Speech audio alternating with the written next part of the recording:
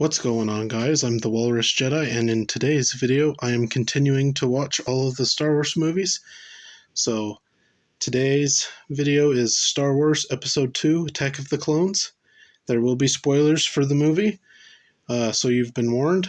If you like what you see, then please consider liking and subscribing for more Star Wars videos. Thanks, and now, on to the video. In this video, I will not be recapping the movie.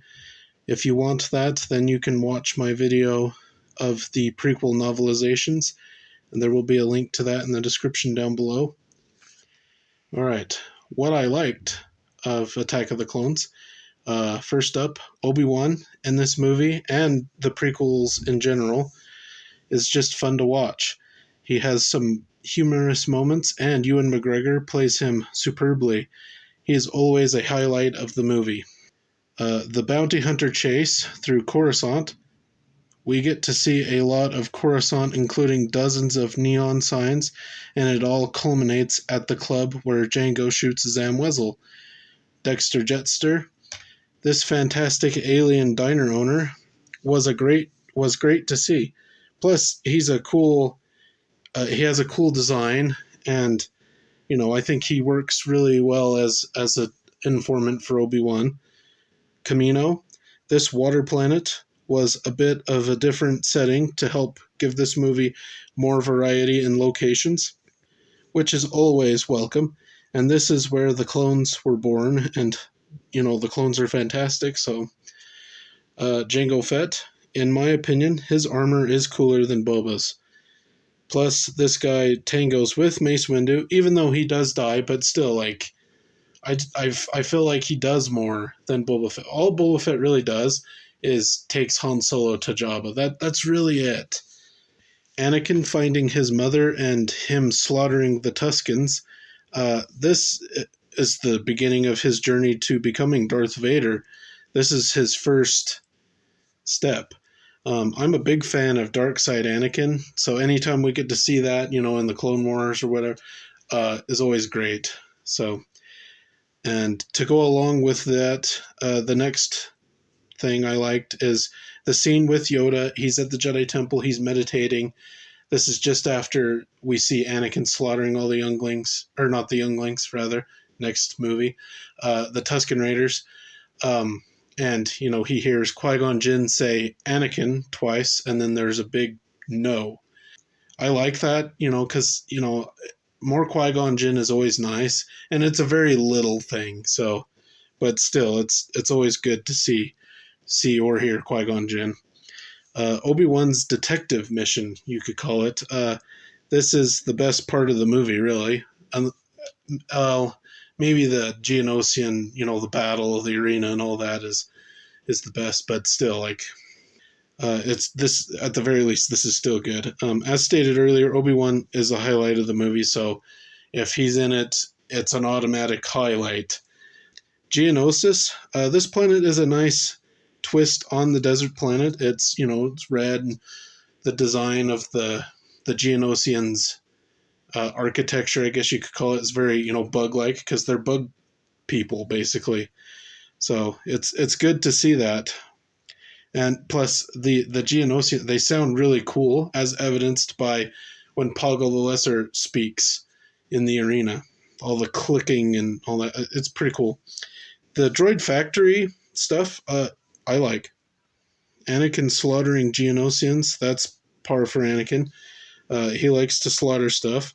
C-3PO's mishap with the battle droids and him, the head switching and all that, it's kind of fun. That's more lighthearted, funny stuff. That doesn't bug me too much. Not like the Jar Jar bumbling around. And then R2 saving Padme from being burnt to a crisp. Maybe I'm just nostalgic for this or whatever.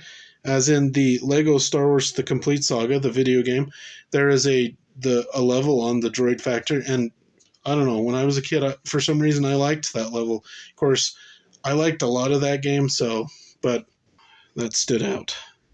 The arena, this scene is just simply awesome.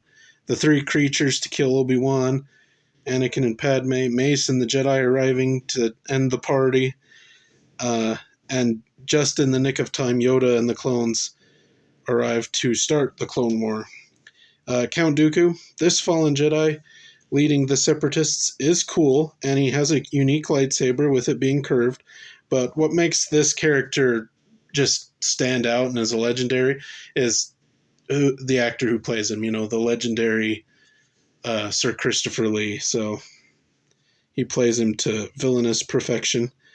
And Yoda's duel with Dooku, this was awesome to see. Yoda using his lightsaber, which, we'd never saw that before, all the flipping around and all that. It's just fun to see. And, Yoda, he catches the lightning in his hand, and, it stuns Count Dooku. He wasn't expecting that. So that's a fun little treat. And then the standout ship in this movie, although you got the Jedi Starfighter, the Dooku's, Solar Sailor, other ships, but I'm picking the gunship, the LAAT, basically the clone transport. Any fan of the Clone Wars, they have a special bond with this ship. It's just so cool. It looks cool. It sounds cool. It carries clones. Clones are cool. Obviously, I like clones, but yeah, that's the ship I'm picking. And then the sound that stands out is it's obviously the seismic charge. It was cool to see those return in, Mandalorian, so that was cool. But as stated in the Phantom Menace video, Star Wars sound design in general is fantastic, and it has so many iconic sounds. But if we're talking specifically a sound that's in Attack of the Clones or first heard in Attack of the Clones, it's the seismic charge. And last but certainly not least, the score. It's great, like basically all of John Williams' stuff. With my personal favorite for this movie being Across the Stars.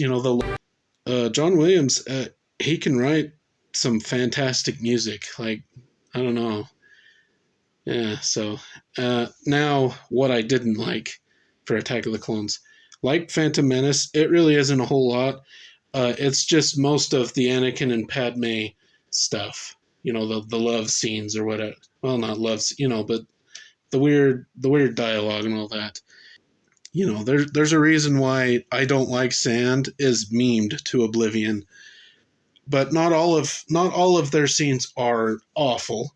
Just most. Or, well, at least in my opinion, they're not that good. And then, Anakin in this movie, he can be whiny. Although occasionally, in certain regards, like, his mom just died, was tortured and that. So I understand him being angry in some of these. But sometimes, I don't know, it's almost too whiny. Although in Revenge of the Sith, he's less whiny. He still does cool stuff. Although, yeah, but, my preferred Anakin is the Clone Wars Anakin. We don't have any whiny Anakin. He just does cool stuff. And occasionally, force choke someone or, stab someone, whatever. So, cool. Overall, this movie is fun and I really enjoy watching it. And the story, I like the story. I prefer it more to than the Phantom Menace story.